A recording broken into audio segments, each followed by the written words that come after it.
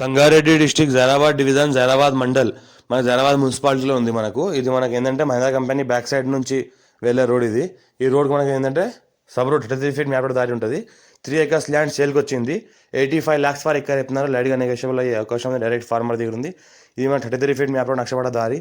ఈ దారికి ఏంటంటే ఫస్ట్ బిట్ ఆనుకొని ఉంటుంది మనకు. ఇది మనకు 3 acres ల్యాండ్ సేల్కి వచ్చింది.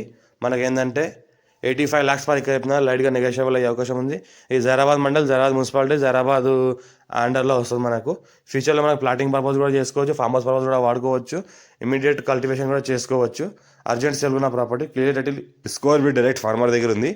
ల్యాండ్ వరకు మనకు సంవత్సరాల మొత్తం కార్ వస్తుంది. 33 మ్యాప్ దానికి ఫస్ట్ బిట్టు.